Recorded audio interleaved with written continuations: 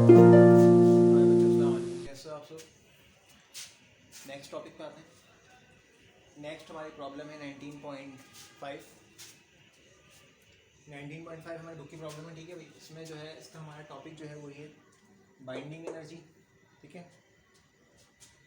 Q value या mass energy conversion.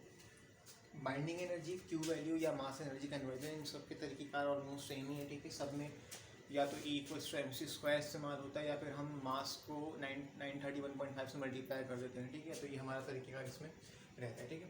अच्छा, अब ये है कि ये प्रॉब्लम जो है ना, ये मास एनर्जी कन्वर्जन की है, मास एनर्जी कन्वर्जन, ठीक है। अब मास एनर्जी कन्वर्जन जो है उसमें ये होता है कि देखो कह रहे हैं, if a neutron would be entirely converted, if a neutron would be entirely converted, एक न्यूट्रॉन है, छोटा सा पार्टिकल है, न्यूट्रल पार्टिकल जिसका कुछ मास है, अगर वो इंटायरली कन्वर्ट हो जाए, मुकम्मल तौर पे एनर्जी में कन्वर्ट हो जाए, तो कितनी एनर्जी जो है वो रिलीज़ होगी, ठीक है। तो आपने आपसे पूछा, उसने आपसे पूछा है how much energy would be produced, कितनी एनर्जी प्रोड्यूस होगी या कितनी एनर्जी रिलीज होगी, ठीक है। Express your answer in joule and in electron volt. आपको अपना आंसर जो है वो जूल में देना है और इलेक्ट्रॉन वोल्ट दोनों में अपना आंसर देना है, ठीक है। अच्छा, तो अब यहाँ पे क्या करा मैंने, भाई डेटा बना दिया। डेटा में आपके पास ये है, एनर्जी मालूम करनी है जूल में, ठीक है भाई। एनर्जी मालूम करनी है इलेक्ट्रॉन वोल्ट में। अच्छा, अब आपके पास दो तरीके, या तो आप न्यूट्रॉन का मास किलोग्राम वाला इस्तेमाल करो या एटॉमिक मास यूनिट वाला, depending on the given situation. आपको वैसे तो वो इस सवाल में आपको जो मास देंगे वो एटॉमिक मास यूनिट वाला देंगे, तो इसीलिए मैंने आपको एटॉमिक मास यूनिट वाले से ही करा रहा हूँ, ठीक है। एटॉमिक मास यूनिट वाले से सॉल्व करा रहा हूँ, तो ये रहा उसका मास जो 1.0086 एटॉमिक मास यूनिट है, ठीक है। अच्छा, साथ में हमें एक बात और पता है कि जो एक एटॉमिक मास यूनिट होता है वो हमारा 931.5 मिलियन इलेक्ट्रॉन वोल्ट या मेगा इलेक्ट्रॉन वोल्ट एनर्जी के इक्विवेलेंट होता है, ठीक है। तो हम क्या करेंगे भाई, ये सिचुएशन है हमारे पास कि जो सॉल्यूशन है उसमें हमें ये करना होगा कि जो मास हमारे पास है एटॉमिक मास यूनिट, ठीक है, उसको मल्टीप्लाई कर दो 931.5 से। तो भाई ये कर दिया मैंने, ये रहा मास ऑफ न्यूट्रॉन, ये लिखा हुआ था मास ऑफ न्यूट्रॉन, ये मास ऑफ न्यूट्रॉन को मल्टीप्लाई कर दो 931.5 से, तो ये रहा मास ऑफ न्यूट्रॉन जो कि एटॉमिक मास यूनिट में है।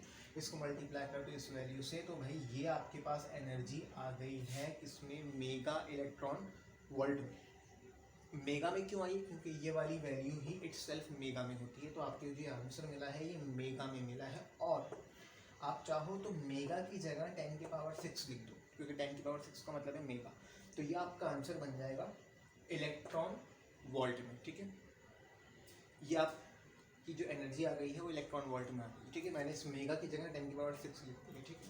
अच्छा जी, नेक्स्ट पार्ट ये है कि एनर्जी इन जूल। अब आपको पता है कि जब आप एनर्जी जूल में निकालते हो तो उसको इलेक्ट्रॉन वोल्ट में जाने के लिए आप डिवाइड करते हो 1.6 एक्सपोनेंट माइनस 19 से, ठीक है। लेकिन अब इसका वाइस वर्सा करते हैं, अगर हम ऑलरेडी इलेक्ट्रॉन वोल्ट में हैं, जूल में जाना होगा, तो भाई क्या करेंगे, मल्टीप्लाई करेंगे किससे, 1.6 एक्सपोनेंट माइनस 19 से। तो वही काम मैंने यहाँ कर दिया, ठीक है भाई। ये वैल्यू मैंने यहाँ लिख दी है। क्या करा, आपके पास जो वैल्यू आई थी, ये वाली वैल्यू जो किसमें थी, इलेक्ट्रॉन वोल्ट। याद रखना, कन्वर्जन इलेक्ट्रॉन वोल्ट से कर रहे हैं, मेगा इलेक्ट्रॉन वोल्ट से नहीं। तो ये रहा इलेक्ट्रॉन वोल्ट। इस इलेक्ट्रॉन वोल्ट को आपने मल्टीप्लाई कर दिया 1.6 एक्सपोनेंट माइनस 19 से, ठीक है। मल्टीप्लाई आप करें कैलकुलेटर में, ये आपको आंसर मिलेगा। इसको आप थोड़ा सा चेंज कर दें तो ये साइंटिफिक नोटेशन में ये आंसर बन जाएगा 1.50 एक्सपोनेंट माइनस 10 जूल, ठीक है। So this is the energy equivalent for the mass of neutron. यानी एक बहुत छोटा सा न्यूट्रॉन अगर इंटायरली कन्वर्ट हो जाता है एनर्जी में, तो this amount of energy in joule will be released and this amount of energy in electron volt or this amount of energy in mega electron volt will be released. This energy is such a huge amount at nuclear level, ठीक है। तो ये यहाँ तक हमने ये problem कर ली है, कोई इतना मुश्किल नहीं था, ठीक है। अब ये है कि आप इसको कॉपी करके इसको अच्छे से समझ लीजिए, कोई मसला हो तो आप उससे पूछ सकते हैं। Thank you.